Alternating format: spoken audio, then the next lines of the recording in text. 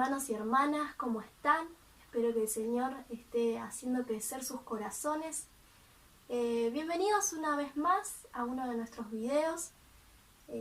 Quiero presentarles a mi esposo.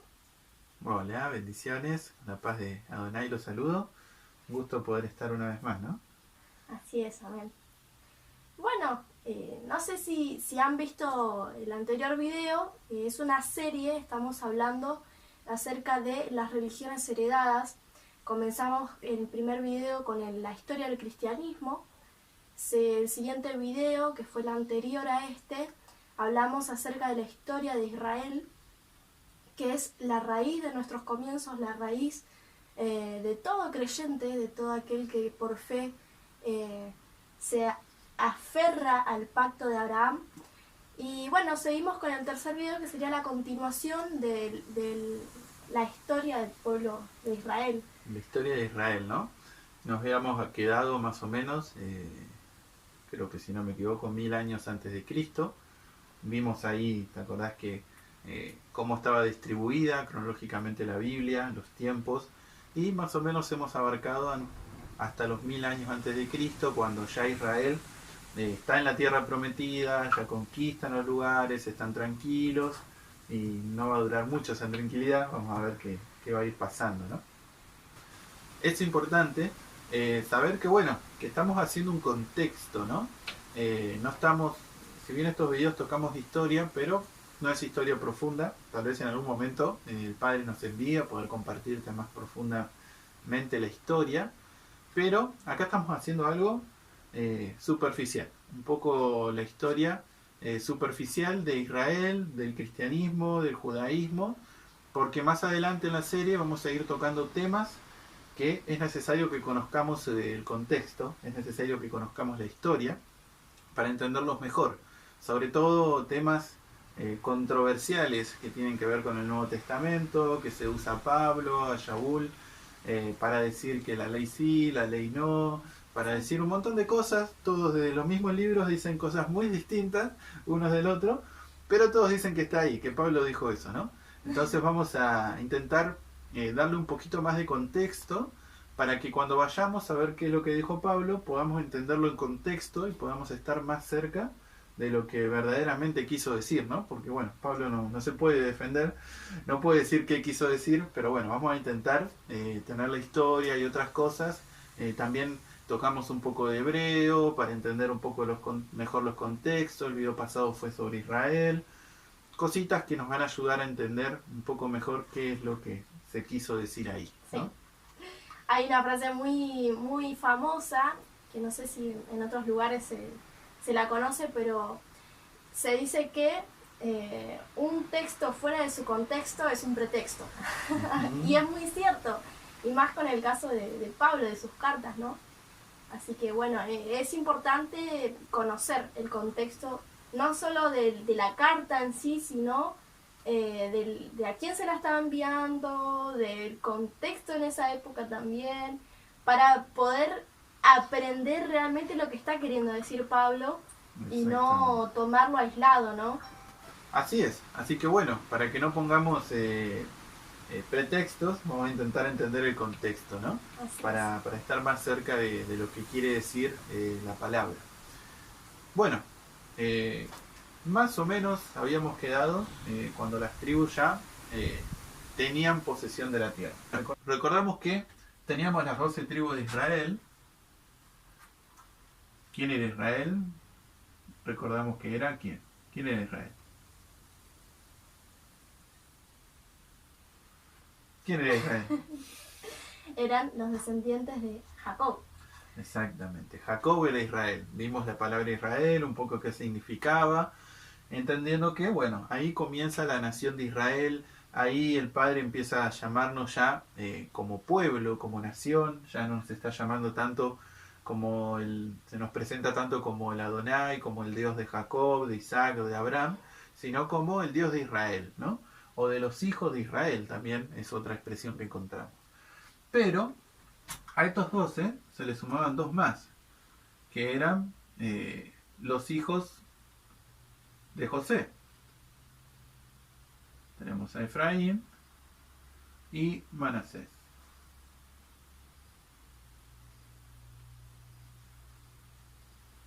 que José no está, José no heredó. Entonces en realidad quedarían 13 tribus. 13 fueron las que entraron en la tierra prometida, digamos.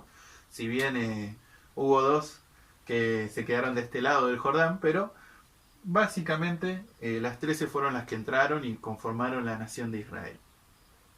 Esto pasa que empezamos a verlo, que empiezan a haber guerras, empieza a haber disensiones, ellos no pierden esa tranquilidad. Y aproximadamente en el año 1050 antes de Cristo, lo conocemos nosotros, es cuando tenemos el primer rey, sobre todo de Israel, que es el rey Saúl. Eso lo encontramos en el libro de Samuel. Tenemos el primer rey. El pueblo pide rey, como tenían las demás naciones. Ya, no vamos a profundizar en esa historia, pero piden rey y acá comienza el tiempo, el periodo de los reyes dentro de Israel. Hasta, podríamos decir, Salomón. Vamos a ponerlo acá. Recordemos que está Saúl, está David y después viene Salomón, que es en estos años está él. ¿Por qué marcamos a Salomón? Porque Salomón, digamos que es el último rey donde puede tener a Israel unificado. Así es. Ya vemos que antes de Salomón, ya en el reinado de David, había conflictos entre las tribus. 10 tribus contra 2 tribus, básicamente, ¿no? Sí. Bueno, cuento un poquito, un detallito. Empieza, digamos, las diferencias en el reinado de David, padre de Salomón. Más que nada porque cuando David tiene problemas con su hijo Absalón, se ve obligado a, digamos, exiliarse él mismo, y el pueblo de Judá lo sigue por ser familiares cercanos de David. Exacto. El pueblo de Israel se lo encuentra en el desierto y bueno, le recrimina por qué se fueron ellos nomás con el rey, y bueno, ahí empezó una pequeña riña por cuestiones familiares. Exactamente, ¿no? Y bueno, ya en el reinado de Salomón, en su vejez, ya el reino se divide. Se divide, ¿no? También por cosas que hizo Salomón. Vamos a ver, bueno, en realidad acá no, pero después lo puedes buscar. Vamos a poner seguro, la cita te va a aparecer en pantalla, que en realidad Salomón hizo cosas que no agradó a Dios, se apartó de los caminos de Dios, y Dios divide el reino. Vemos que es algo que en realidad Adonai hizo, dividió el reino en 2, no porque fuera su voluntad y estuviera muy alegre de eso, sino por los errores que había cometido Salomón, ¿no? Y eso pasa en el reinado del hijo de Salomón,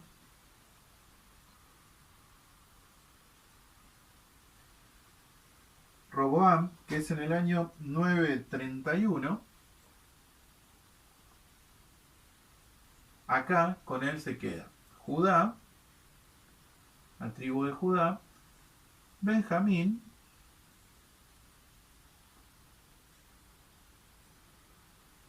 y levitas también. Sí. Que sabemos que igual vamos a ver que el reino se divide y los levitas están de los 2 lugares, porque los levitas no tenían heredad y vivían en la ciudad de las demás tribus, entonces quedaron divididos, ¿no? Algunos de un lado y otros de otro. Sí. Pero básicamente Judá y Benjamín son los que se dividen del resto de las tribus. Que del otro lado hallamos a Jeroboam como rey. Sí, que era siervo de Salomón, termina siendo participante del reinado. Exactamente. Y acá empezamos a tener lo que a este reino se le empieza a conocer como Casa de Israel.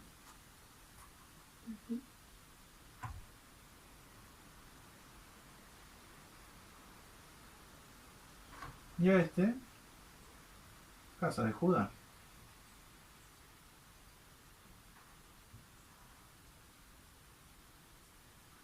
¿Por qué es importante esto? Primero, para cuando leas tu Biblia y te encuentres Casa de Israel, sepas quién es.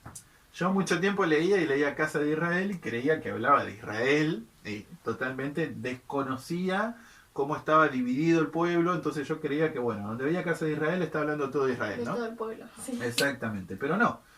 Acá se habían divididos, entonces cuando vos encuentres, sobre todo en los libros de los profetas, te vas a encontrar mucho casa de Israel o casa de Judá, puedas entender por qué pasa esto, ¿no? ¿Por qué él está hablando a dos? ¿Por qué el reino fue dividido en dos?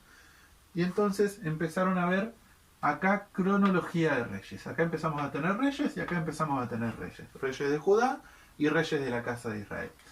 Te quiero anotar también, la capital de la casa de Judá era Jerusalén. Y la capital de la casa de Israel era Samaria. Que seguramente si leíste el Nuevo Testamento ya empezás a entender por qué samaritanos y judíos no se podían ver, ¿no? Ya había pelea entre ellos. Era algo que venía, fíjate, desde el año 900, en realidad desde antes, porque ya venían peleando desde antes, ¿no? Entonces estamos hablando que eran 1000 años antes de la venida del Mesías. Ellos ya tenían diferencias, tenían peleas, por eso no se podían ver. Vamos a profundizar un poco más. ¿Por qué? ¿Qué empezó a pasar con estas dos casas? ¿Por qué te estamos hablando de esto? Vamos a ir al tiempo de los reinados de cada uno. Pero sobre todo vamos a quedar nosotros en la casa de Judá porque este video está enfocado en conocer la religión judía. Que proviene de ahí, proviene de la casa de Judá en realidad la religión judía, tiene ese origen ahí. Después vamos a hacer otro video, que probablemente cuando lo hagamos te va a aparecer ahora, que tiene que ver más con la historia de la casa de Israel. Que vas a ver que tiene que ver con vos, tiene que ver conmigo, tiene que ver con todos. La verdad que es algo muy hermoso y profundo, y vamos a ver que incluso todo el Nuevo Testamento habla de la casa de Israel. Pero eso va a ser en otra oportunidad. Acá estamos con la religión judía. Entonces esto que comenzó en el 931 tiene dos etapas, te voy a marcar. Primero vamos a marcar hasta el 732. ¿Qué pasa en este año? Vemos que en el 732, en la casa de Israel, pasa algo que lo encontramos en el libro de Jeremías. No sé si lo querés leer. Bueno. Jeremías 3. Jeremías 3, ¿cuánto? Versículo 8. Bueno.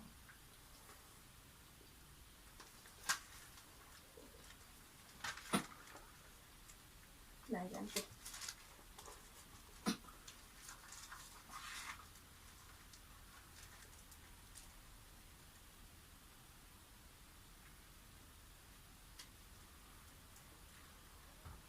Ella vio que por haber fornicado la rebelde Israel, yo la había despedido y dado carta de repudio, pero no tuvo temor la rebelde Judá, su hermana, sino que también fue ella y fornicó.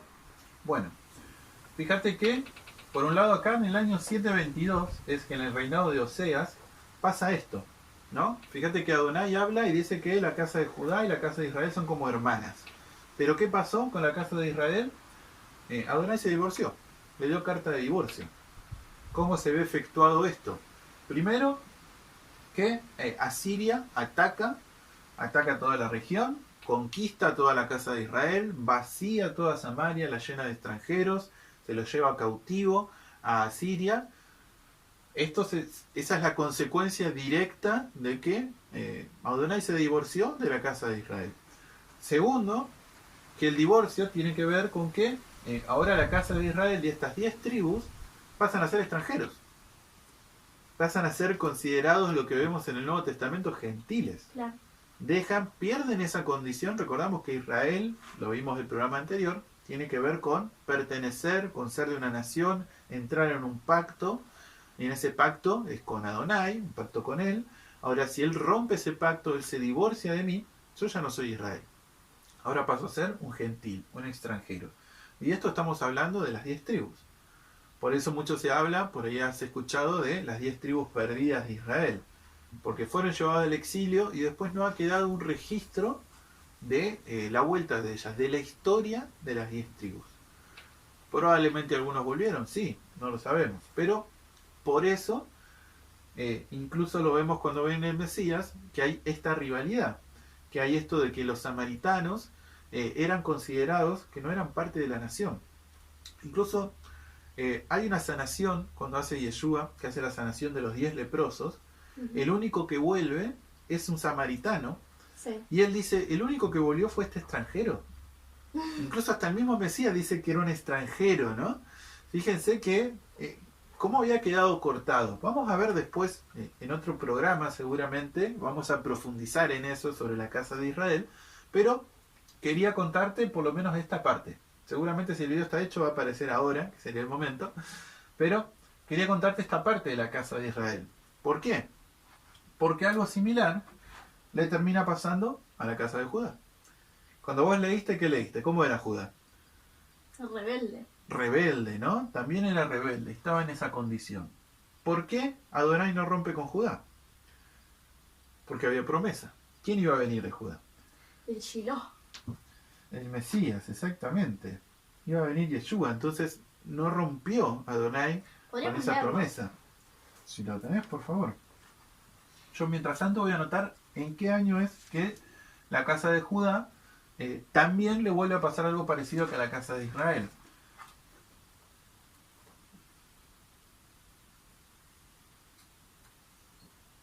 Dice en Isaías, Génesis 49, del 9 al 10. Bueno, hasta el 11 también podría ser. Dice, cachorro de león, Judá, de la presa subiste, hijo mío. Se encorvó, se echó como león viejo. ¿Quién lo despertará? No será quitado el cetro de Judá, ni el bastón de mando será de entre sus pies, hasta que llegue Shiloh. A él se congregarán los pueblos, atando a la vid su pollino, y a la cepa el hijo de su asna. Lavó en el vino su vestido, y en la sangre de uvas su manto. Bueno, ahí está, ¿no? Profunda esa profecía. Pero ahí está, ¿quién iba a venir de Judá, no? Entonces, por eso Adonai mantiene esa relación con Judá. No porque Judá se portara mejor. Vimos que era igual de rebelde que su hermana, la casa de Israel, ¿no? Pero había promesas, incluso sobre David, que Adonai le prometió a David que siempre iba a haber alguien sobre su trono. Entonces, hay promesas sobre Judá. Y también dice en su palabra, creo que en el Brit Hadashah, que aunque nosotros seamos infieles, él permanece fiel. Exactamente, así es. Entonces, bueno, en el 586 es cuando pasa esto con Judá. Esta vez en manos de Babilonia. Babilonia es la que viene, conquista la ciudad. En realidad tiene dos periodos, pero en el 586 es ya el definitivo. Cuando conquista la ciudad, se llevan las cosas del templo, queda todo devastado. Y son también llevados cautivos a Babilonia. Con la diferencia que la cautividad de Judá viene con promesa, que le dice que en 70 años ellos iban a poder empezar a retornar. Pero lo tenemos en la palabra, también en el libro de Jeremías. Si viste el video pasado, vas a entender que en estos periodos que te estamos hablando, del 931 hasta el 586, tenemos a todos los profetas. Así es. Es interesantísimo. Ahí están todos los profetas que Adonai fue levantando, advirtiendo de esta situación, de que iban a ser llevados y no se arrepentían, ¿no? Pero ahí tenemos todos los libros de los profetas que están a lo largo de esta historia. Y fíjate que son 400 años nomás, ¿no? Pero Así bueno, es. ¿cómo dicen? Jeremías, ¿qué capítulo? Jeremías 25, del versículo 8 al 13, dice: Por tanto, así ha dicho Yahvé de los ejércitos: por cuanto no habéis escuchado mis palabras, yo enviaré y tomaré a todas las tribus del norte, dice Yahvé, y a Nabucodonosor, rey de Babilonia, mi siervo, y los traeré contra esta tierra y contra sus habitantes, y contra todas estas naciones en derredor. Los destruiré, y los pondré por espanto, por burla y desolación perpetua. Haré que desaparezca de entre ellos la voz del gozo y la voz de la alegría, la voz del novio y la de la novia, el ruido del molino y la luz de la lámpara. Toda esta tierra será convertida en ruinas y espanto, y servirán estas naciones al rey de Babilonia durante 70 años. Y cuando se hayan cumplido los 70 años, dice Yahvé, castigaré al rey de Babilonia y a aquella nación por su maldad, y a la tierra de los caldeos, y la convertiré en desolación perpetua. Traeré sobre aquella tierra todas mis palabras que he hablado contra ella, y con todo lo que está escrito en este libro, profetizado por Jeremías contra todas las naciones. Bueno, ahí tenemos, ¿no? Lo que le iba a pasar, pero con promesa, avisándole que iban a poder retornar, ¿no? Si bien era un mensaje duro, pero guardaba algo de esperanza, ¿no? Ahora, ¿cuándo empieza este retorno? Es en el año 537 por Zorobabel, 537, y más o menos hasta el 444. Que tenemos también a Nehemías, a Esdras. Hay profetas acá, yo me equivoqué antes, quedaron Ageo, Zacarías y Malaquías. Esos 3 profetas están dentro de ese periodo de reconstrucción. Ajá. Está bueno saberlo porque cuando leas esos profetas vas a entender algunas palabras de que está hablando de reedificar cosas, de reconstruir, ¿no? Y cuando leas los anteriores y puedas ver que hay mensajes de amonestación, de que se vuelva porque va a haber destrucción, vas a entender un poco por qué abundan esos mensajes en algunos profetas y por qué otros profetas hablan más de reedificar, porque tienen que ver con lo que estaba pasando en la historia, lo que estaba pasando con Israel. Ahora, ¿por qué es importante esto? ¿Por qué te trajimos hasta acá, hasta esta porción de la historia? Porque a partir de acá, cuando ellos empiezan a volver, acordate que quedó la casa de Judá solamente, ¿no? Que estaban los de Judá, los de Benjamín y algunos levitas. Pero cuando ellos vuelven, empieza a haber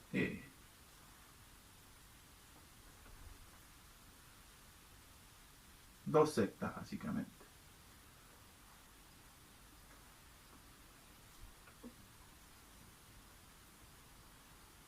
Los saduceos y los fariseos. ¿Por qué empieza a haber dos? Estos generalmente eran los sacerdotes que estaban en el templo. Ellos tomaban la palabra literal y enseñaban en el templo. ¿Qué problema había en Israel? Que uno leyendo la palabra a veces no se da cuenta. Los rollos de la Torá, primero que no todas las personas tenían un rollo de Torá en su casa, ¿no? Sí. Eso está claro. Segundo, los rollos de la Torá se leían en las fiestas. Y teníamos 3 fiestas anuales en el cual todo el pueblo se reunía, ¿no? Incluso vas a ver, si lees la historia de Nehemías y Esdras, van a ver que cuando ellos vuelven y empiezan a reconstruir el templo, lo que hacen es leerle la Torá al pueblo. Y el pueblo, había cosas que ni sabía. Estaban en total ignorancia sobre la Torá, ¿no? ¿Por qué? Porque se leía 3 veces al año nomás. Entonces, a lo sumo, muchas personas tenían acceso a la Torá 3 veces al año. No había las herramientas y las oportunidades que tenemos hoy para leer la palabra, ¿no? Claro. Intentar imaginar cómo era el mundo en ese momento. Entonces las personas no tenían ese acceso. Y el que lo tenía era alguien que tenía ciertos privilegios de poder ser instruido por sacerdotes, de estar cerca del templo. Eran personas que eran así, Ajá. que solamente podían ser instruidas. Incluso si lees, por ejemplo, el libro de Samuel, se me viene a la mente, fíjate que la mujer, la mamá de Samuel, lo lleva y lo deja en el templo, y que crezca ahí en el templo, ¿no? Y que sea educado ahí en el templo. Era un poco la manera que tenía alguien de aprender de la palabra. Si estabas lejos del templo no tenías esa oportunidad. A lo sumo tenías que memorizar la Torá del 1 al 613. Claro, Y ojo. no muchos lo hacían. Exacto. Por eso la Torá era cantada. O sea, la Torá está diseñada para ser cantada, y se cantaba la Torá y se cantaba la palabra, porque era la manera en la cual vos podías recordarla. Por eso en la palabra vas a encontrar que dice, y se la dirás a tu hijo, ¿no? No se la leerás, se la dirás, porque era la manera, no se escribía, era una tradición oral. Claro. Entonces se la cantaba, se la decía, ¿no? Pero dependía mucho de que vos puedas recibir esa tradición oral. Porque si tus padres no habían sido instruidos en eso, para vos era difícil tener acceso a la palabra. Claro. Cosa que hoy no nos pasa, ¿no? Pero, bueno, los saduceos eran los que eran los sacerdotes, y ellos ministraban en el templo, no enseñaban mucho, leían la Torá cuando debían leerla, y estaban más encargados de eso. Pero empiezan a surgir la otra secta, los fariseos, que seguramente es conocida si leíste el Nuevo Testamento. Pero ¿qué pasa con los fariseos? Empiezan a enseñar y, en realidad,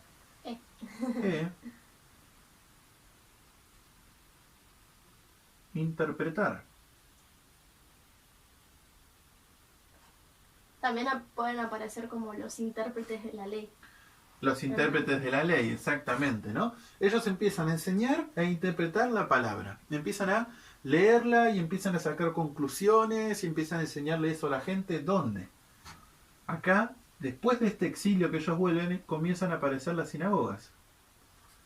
También se le puede llamar escuela, ¿no? Sí, también escuelas.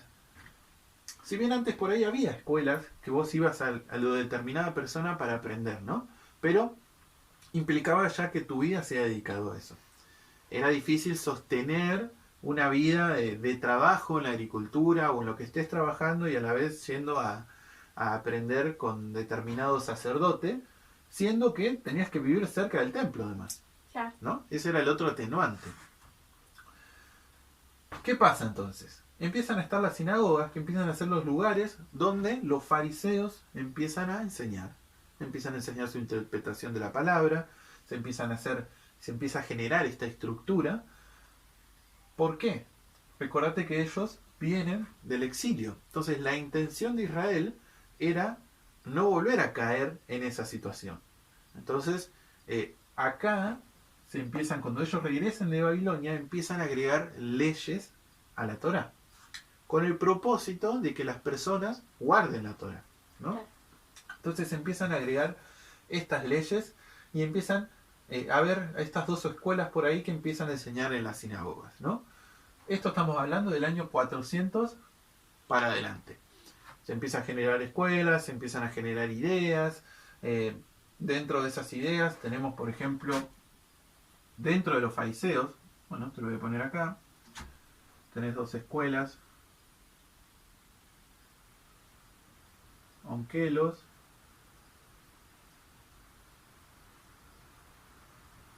y Jonatán, que son dos escuelas fuertes dentro del fariseísmo, que eran los que enseñaban, eran los que interpretaban. Incluso estas personas hacen lo que se llama Targum. ¿Qué es el Targum? Es la traducción de la Biblia, del Tanaj, al arameo. ¿Por qué? Porque la lengua hebrea no era de común uso entre los israelitas. Las lenguas que se utilizaban eran el arameo o el griego. Entonces, estas personas lo que hacen es una traducción, pero no solo hacen una traducción, sino que le agregan comentarios, le agregan estas enseñanzas o estas interpretaciones, ¿no? Le empiezan a agregar esas cosas y la gente empieza a tener esta escritura. Y vos los vas a ver, cuando leas el Nuevo Testamento, vas a ver que a veces, mismo Jesús o apóstoles citan cosas del Antiguo Testamento, y cuando vos vas al Antiguo Testamento no está escrito así. No está literalmente. No está literalmente escrito así. Y eso es porque pudo haber sido citado de acá, o, acá es importante que en el año 160 más o menos, pasa, yo te voy a poner el nombre del que empezó esto, ¿no? Antíoco. ¿Qué es lo que pasa en el año 160 antes de Cristo más o menos? Está la invasión de Grecia sobre Israel, ¿no? Y surge este hombre, Antíoco, este rey, destruye el templo, hace cosas, si querés leerlo, está en el libro de Macabeos, primer libro de Macabeos y segundo, que nos cuentan muy a detalle todas las abominaciones que este hombre hizo en Israel. Pero ¿qué pasó? Una de las cosas que hizo fue poblar a Israel de griegos. Entonces, por eso, el griego empezó a ser una lengua que también utilizaban los israelitas. Entonces acá, lo que termina surgiendo también es una traducción. Me he inclinado, porque no me entraba. Es una traducción que se hace de la Biblia, la Septuaginta, que es una traducción al griego. de Alejandría mandan a llamar a algunos intérpretes fariseos que puedan hacer una traducción de la Biblia hebrea al griego. Y termina saliendo esto que es la Septuaginta, que es en un griego bastante malo. Si un griego lo lee, no lo entiende tampoco. Pero hicieron como pudieron y hicieron esa traducción. Entonces cuando vos lees en el Nuevo Testamento y a veces no parece tal cual, es porque está sacado de acá o de acá, de alguno de esos dos lugares. Por eso vos cuando lo lees no te aparece textual como está citado en el Nuevo Testamento. Dato muy importante. Sí, no es problema de tu Biblia, es un problema de que de dónde fue sacado, que incluso ellos lo citan y bueno, lo ponen así ya. Entonces, vemos esta forma que empezó a tomar, ¿no? Que empezó a tomar el judaísmo. Hay un dato que después de lo de Antíoco empiezan a haber otras sectas dentro del judaísmo, ¿no? Teníamos saduceos y fariseos. Ahora se empiezan a sumar los celotes, que incluso un seguidor de Yeshua era de acá, celote. Sí. Que los celotes eran ultranacionalistas, ¿no? Estos surgen después de la revuelta de los macabeos, cuando los griegos Antíoco conquistan, los israelitas se reúnen, le hacen guerra a Grecia, lo terminan venciendo, hay una revuelta, y esta revuelta nacionalista terminan derivando en algunos que eran celotes, eran reconocidos de esa manera. Entonces tenías los celotes, los fariseos, los saduceos, y no sé si me estoy olvidando de alguno. Los esenios. Ah, muy bien. Y teníamos esto, los esenios también, que eran personas que vivían en el desierto, apartados. Muchos dicen que eran de descendencia de Aarón, que en realidad ellos eran sacerdotes, que vieron que las cosas en el templo no se estaban haciendo bien, entonces decidieron irse a vivir al desierto, apartarse de todas esas cosas y crear una comunidad en el desierto. Hasta que aparezca Shiloh. Hasta que aparezca el Mesías, ¿no? Era un poco la idea. Incluso hasta algunos dicen que probablemente Juan el Bautista también venía de ahí. No sé, eso queda si alguno lo quiere buscar. Pero bueno, teníamos estos 4 grupos: los celotes, los esenios, los fariseos y los saduceos. Esto todo antes de la venida del Mesías, ¿no? Todas estas cosas que se venían dando. Hasta acá teníamos muchas. Vamos a ponerle leyes orales.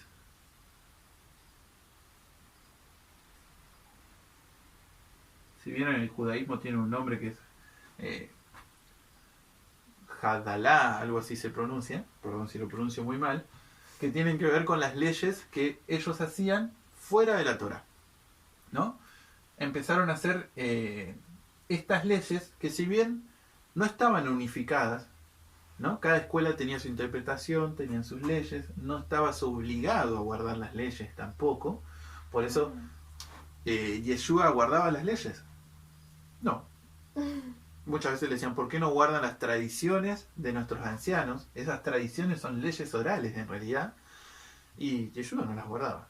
Ahora, sin embargo, eso no hacía que ellos no consideraran que él era un rabino. Él lo consideraban como alguien que sabía, lo consideraban como un judío, si bien no seguía esas leyes orales, porque esas fueron escuelas que fueron poniendo, pero nunca se terminaba de unificar lo que sería para nosotros hacer un canon, ¿no? Nunca se terminaba de decir, bueno, si vos querés ser judío tenés que hacer estas cosas, ¿no? Que es un poco que en el cristianismo está eso. Si vos sos cristiano, tenés que hacer determinadas cosas, ¿no? Si no, no sos cristiano. Entonces, estas leyes orales, si bien no estaban puestas como obligatorias, no era algo unánime dentro del judaísmo todavía. Tenemos esto. Después hay algo que quiero agregar que tiene que ver la circuncisión. ¿Viste cuando te dije que fue lo de Antíoco? Bueno, ¿qué pasó en el tiempo de Antíoco? Si vos estabas circuncidado, te mataban.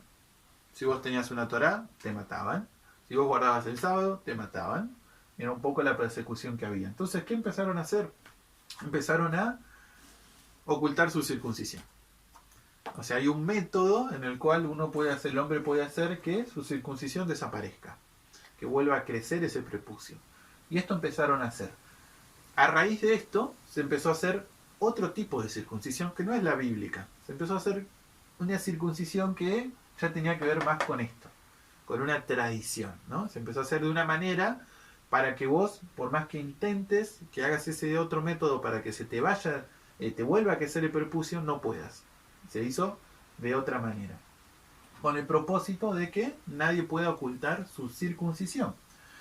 Esto tiene que ver con esto que pasó acá de Antíoco. Ahora fíjate, ¿por qué te lo marco? Porque algo muy importante, muy metido que tenía el judaísmo era leyes orales, circuncisión. Sí, son como sus dos columnas. Sus dos columnas. ¿Cuál era la pelea en el Nuevo Testamento? Se tienen que circuncidar, ¿no? Tienen que guardar las tradiciones. Era un poco la lucha que había, que Pablo estaba teniendo, ¿no? Que querían obligarlos a que guarden las leyes orales y se hagan este tipo de circuncisión, como para que ellos sean salvos. Esto empieza a tomar forma. ¿Hasta cuándo? Bueno, viene el Mesías. Te estuvimos hablando en el primer video del cristianismo. Los judíos tienen la particularidad de poder, podían convivir con sus diferencias, ¿no? Jesús tenía otras creencias, no guardaba las leyes orales, la circuncisión la veía de otra manera. Sin embargo, no era motivo por cual lo odiaran, no era por eso que lo odiaban, ¿no? Pero bueno, ¿qué termina pasando? Más o menos. Sabemos que el Mesías murió, resucitó, sabemos que el cristianismo empezó a surgir, empezaron a surgir estas personas, estos judíos conversos. Si bien hay que tener en cuenta que gentiles conversos ya había desde antes de la venida del Mesías. Y había bastantes.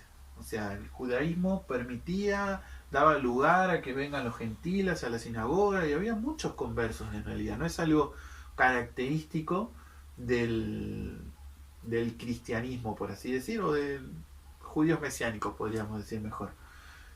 Porque el cristianismo ya vimos que es una religión que arranca en el siglo IV más o menos. O sea que hasta este momento que te estoy hablando no existía el cristianismo como una religión. Pero bueno, tenemos esto.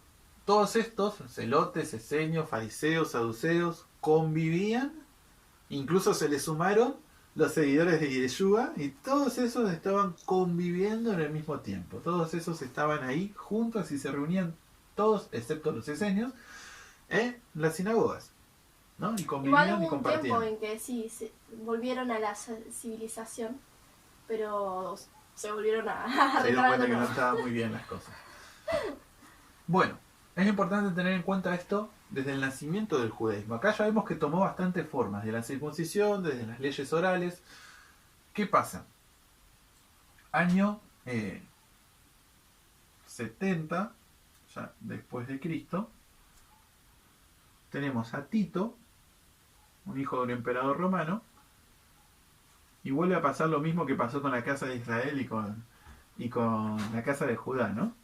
Destruye Jerusalén y destruye el templo.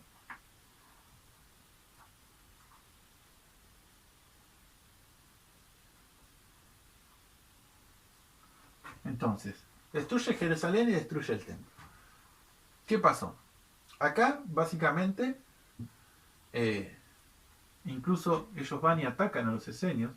Así que acá los esenios ya quedan un poco fuera de escena, quedan debilitados. Los celotes siguen un poquito más. Ahora te voy a contar cuándo es que terminan de caer, pero ya también debilitados. Después tenemos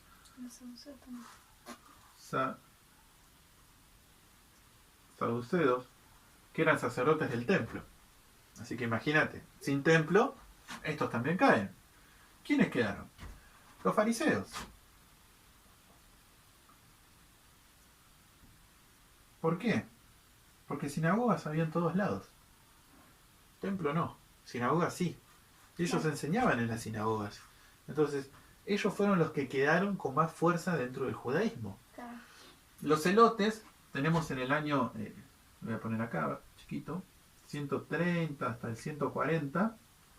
Hay una revuelta que te la contamos en el primer video del cristianismo, de Bar Kokhba. Bar Kokhba. Bar Kokhba, que llama a esa revuelta, mueren muchos judíos, lamentablemente, y ahí ya terminan las revueltas, por así decir, ¿no? Fue la revuelta que hizo darse cuenta, nombraron a esta persona como el Mesías, fueron, atacaron para liberarse de Roma y terminaron todos muertos. Ahí es como que terminan la época de las revueltas y ahí terminan los celotes, estos ultranacionalistas. Entonces terminan quedando solamente los fariseos. Y acá empiezan a pasar cosas que ya vamos a terminar de encuadrarlo con el cristianismo, ¿no? Empiezan a pasar. Ellos en el año 100 tienen un concilio.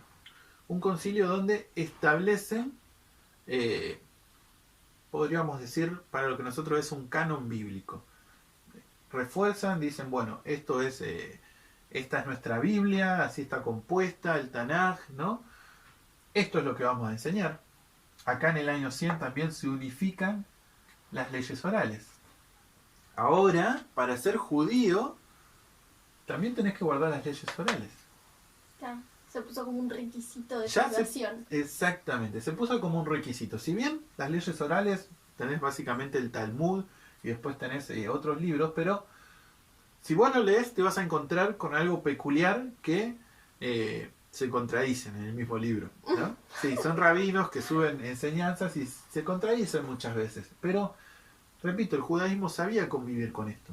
Por ahí a los cristianos les cuesta más esto, pero ellos convivían con eso. O sea, uno pensaba de una manera, otro pensaba de otra manera, pero los dos somos judíos, los dos nos reunimos en el mismo lugar y los dos tomamos como esto como autoridad y también la Torá, ¿no? Claro está. Entonces, ahí se termina de dar forma y ya termina a ser como una imposición la cuestión del judaísmo, ¿no? Esto se llama judaísmo. Exactamente. Incluso ya venía un poco antes, porque acordate que yo te dije que en el año 70 es la destrucción, ¿no? Entonces ya un poquito antes del año 60 tal vez o 50 ya venía dándose forma a esto. Y es por eso que Pablo, vos lo vas a ver luchando mucho con esto. Claro. ¿No? Querían meter esas ideas, pero los apóstoles nunca cedieron ante eso.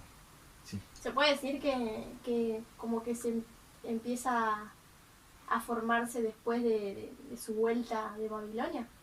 Exactamente, ese es el punto. Después de la vuelta de Babilonia se empieza a dar forma a lo que es el judaísmo. Y fuimos viendo, ¿no? Con qué intenciones comenzó de hacer una sinagoga, de tener interpretaciones, de poner leyes orales para que el pueblo entendiera mejor cómo tener que guardar las cosas. Sí. Con esos propósitos supuestamente empezaron, no vamos a desconfiar de eso, pero vemos en lo que terminó siendo. Terminó fortaleciéndose eso. Terminó siendo una religión. A ver, no me malentiendas. Nosotros pertenecemos a una religión, con mi esposa pertenecemos a una religión, pero nuestra religión es la Biblia, es la palabra. Y todo lo que esté añadido, más allá de eso, es religión de hombres, ¿no? Lo que yo no pueda sostener con la palabra de Dios, bueno, es algo de hombres, ¿no? Es algo que el hombre inventó. Y esto les había pasado a ellos. Se fueron más allá de la Torá y empezaron a poner como cosas que eran de Dios. Yeshua se los dice. Ustedes ponen como mandamiento de Dios, mandamientos que son de hombre, ¿no? Y estaba hablando de esto y ya era algo que estaba pasando cuando él estaba, ¿no? Pero no estaba impuesto como un requisito, ¿no? Pero quitadas las demás escuelas de lado, quedan los fariseos y vieron su oportunidad de decir, bueno, vamos a imponerlo como un requisito y vos ahora para ser judío tenés que hacer esto. ¿Me explico? Incluso siendo prosélito, si vos te querés convertir al judaísmo tenés que guardar leyes orales, no te queda otra. Recién hace 200 años apareció una secta judía que son los caraítas que no reconocen las leyes orales. Que imagino que para un judío un caraíta tampoco es judío, pero no reconocen las leyes orales ellos. Dicen que solamente es la palabra de Adonai y solamente en eso se quedan. Ahora, se podría decir que ellos son verdaderos israelitas. Podríamos decirlo, ¿no? Pero tenés esto y tenés más o menos en el año 160 después de Cristo también aparece por primera vez un canon bíblico de los que creían en Yeshua. O sea que en este periodo vos en realidad lo que tenés es el quiebre del cristianismo con el judaísmo. En esta época, 60, 50, lee la palabra, lee el Nuevo Testamento y te vas a encontrar con que había judíos que se reunían en la sinagoga con gentiles, y dentro de esos judíos también había judíos que creían en Yeshua y judíos que no. Todos convivían, no había problemas. Empieza a haber esta división a través de las revueltas, a través de estas cosas que los fariseos empiezan a quedar y empiezan a poner estas leyes orales, cosas que los apóstoles no compartieron nunca, la circuncisión vista de la manera que ellos la veían, y entonces en todo ese periodo desde el 60, 50 hasta acá, que es el cúlmine, se termina dividiendo el cristianismo del judaísmo. Sobre todo cuando el cristianismo hace algo parecido, si bien nosotros sabemos que los apóstoles eran inspirados, pero hacen algo parecido a los judíos. Pues llega el año 60 y le dicen a los judíos, bueno, si vos ahora querés ser seguidor del Mesías y judío, tenés que aceptar mi canon bíblico. Tenés que aceptar los libros que yo pongo, porque si no los aceptás, no podés ser seguidor de Yeshua. Claro.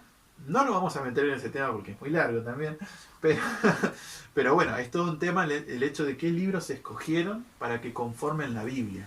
Es un tema muy profundo y muy conflictivo por ahí, pero no es el punto. El punto de hoy era poder transmitirte un poco lo que es la religión judía, poder transmitirte, sobre todo remarcar estos puntos que nos van a ayudar mucho a poder comprender la palabra, a poder comprender a Pablo sobre todo, con qué estaba luchando, qué estaba queriendo decir él. Son dos puntos claves, característicos esenciales de los judíos, ¿no? Entendiendo a los judíos como religión, que nos van a ayudar a entender mejor de aquí en adelante lo que vayamos estudiando del Nuevo Testamento.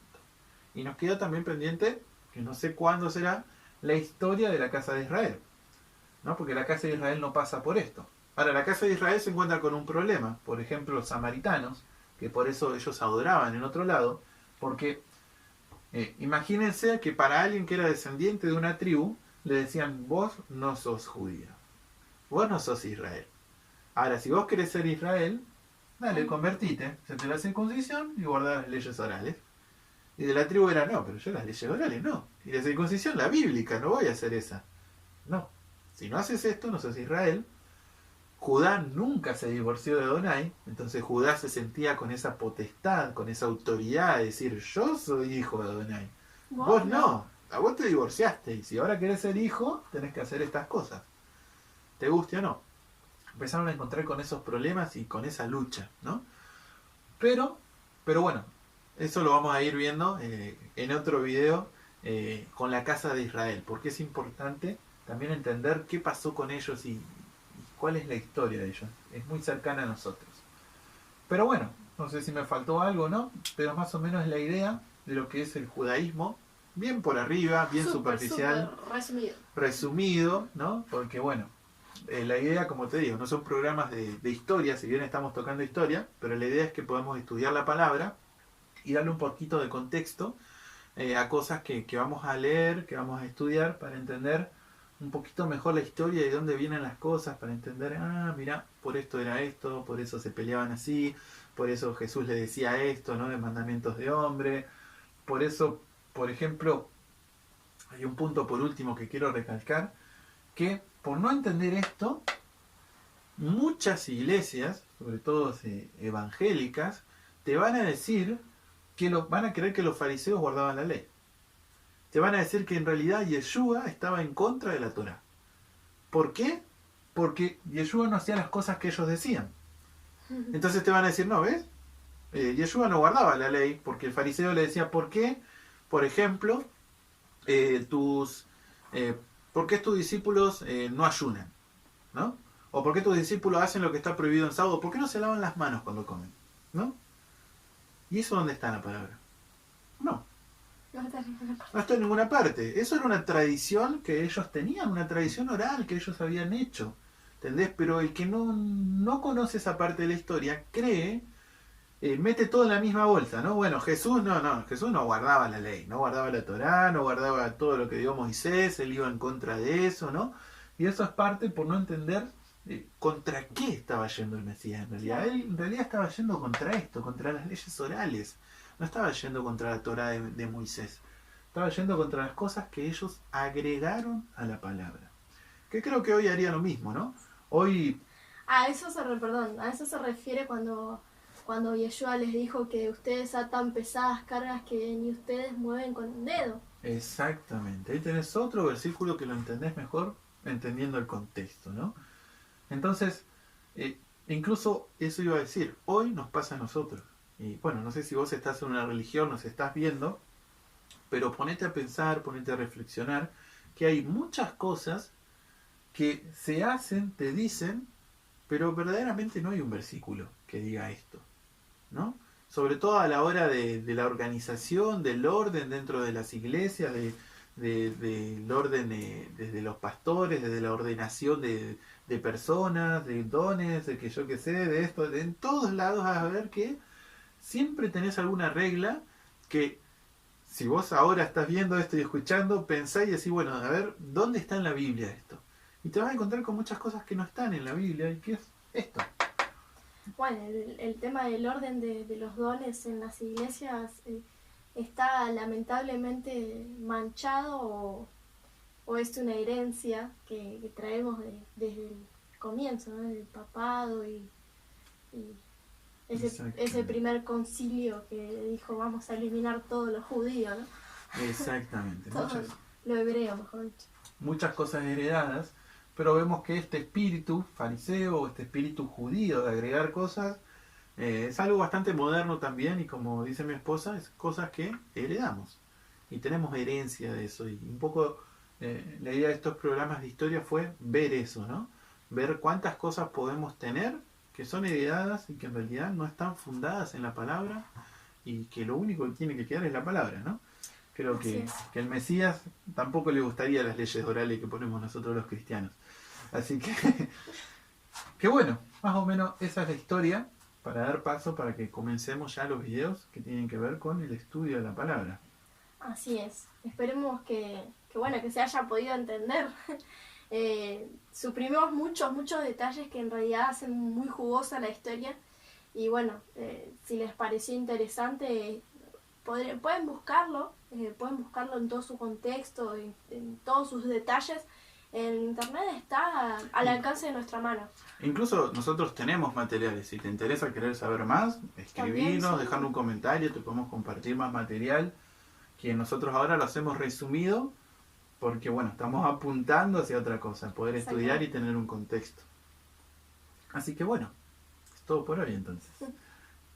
Bueno, como dijo mi esposo, cualquier cosa que quieran saber más detallado de esto que estamos contando, o bien de los videos anteriores, no duden en escribirnos a los contactos que siempre ponemos al final o al principio del video. Así que bueno, Shalom hermanos, les saludo, que tengan un día muy bendecido, y que bueno, que sea de bendición este video, y si te gustó, compartilo, así puede llegar a más personas. No olvides ponerle me gusta. También. Shalom.